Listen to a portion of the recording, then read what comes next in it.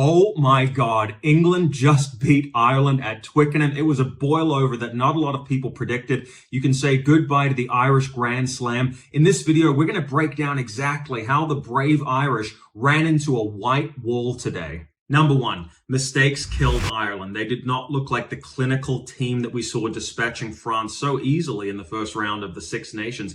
But I don't like to call them unforced errors. These are what I would call forced errors. England's tidal rush defense put the men in green under a lot of pressure. They also really zeroed in on the breakdown, and that led to the Irish making some uncharacteristic mistakes on the floor in the rucks. And so they were incurring penalties a little bit more than you'd expect, giving England field position to make things really awkward for the Irishmen. This pressure seemed to bleed through into very experienced players making some uncharacteristic mistakes. In particular, I think of Peter Amani's yellow card for a cynical infringement at the ruck after an English line break. You don't normally see that kind of thing from him, but to me, that kind of sums up the pressure that England was putting the Irish under the entire game. With all that said, though, I don't know that the team with the better backline won today. Actually, I'm pretty sure they didn't. Ireland still looked much more fluent on attack, and you just got the feeling that Gorilla Glutes himself, James Lowe, was going to get the Irish out of jail.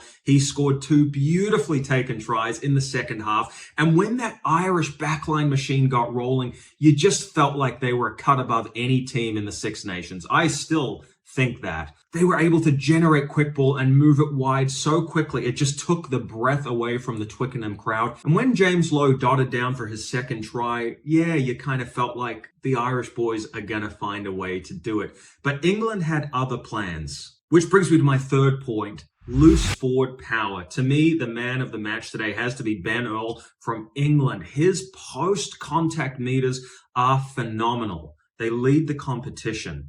This guy was able to just run the ball straight up the guts, always dent that Irish defensive line, and that was able to get the English on the front foot. The thing was, Ireland just couldn't put England away because they had ball carriers like Earl who were able to keep driving the ball back into Irish territory, and there was always that threat of Ireland incurring a penalty or the English going for a drop goal. I mean, let's not forget they snapped 3 against Argentina in a World Cup pool game. Now, late in the piece, George Ford was off the field, so that wasn't going to happen, but Danny Kerr was there.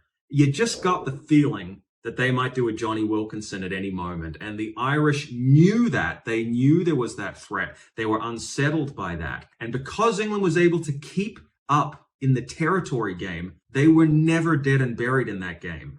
They hung on till the end. Cometh the hour, cometh the man. A cheeky drop goal, it was all they needed, and the English got home. So today, look, I'm just happy for the English fans. Happy as a neutral that there was a boil over. It keeps things interesting. But I gotta tell you, my objective opinion is that if these teams were to play each other 10 times, I think Ireland would probably win 8 of those games. It just wasn't their day. This was a titanic test match between two rugby heavyweights, and it was an example of a game where mistakes actually kept things interesting and even. Normally, a lack of clinical play makes a rugby game a lot less engaging, but in this instance, the mistakes that each team would make made this kind of an emotional roller coaster. You'd have a team take 1 step forward and then go 2 steps back with a silly error. By the way, Danny Kerr, who was coming on for his 100th cap at 37 years old, good for him, but he almost ruined this game for England with a really ill-conceived grubber in the 77th minute when they were attacking the Irish try line. My God, they just needed to keep the ball in hand. But to me, that just shows what pressure can do. Guy with 100 caps, 37 years old, you'd think he'd be the cool head out there. There were not many cool heads out there in the final 10 minutes. This was helter-skelter rugby, and I loved it. It was a great game. I'm sorry to the Irish fans, but I'm glad I got up and watched that. So, with Italy beating Scotland improbably, man, the Six Nations has kind of turned on its head.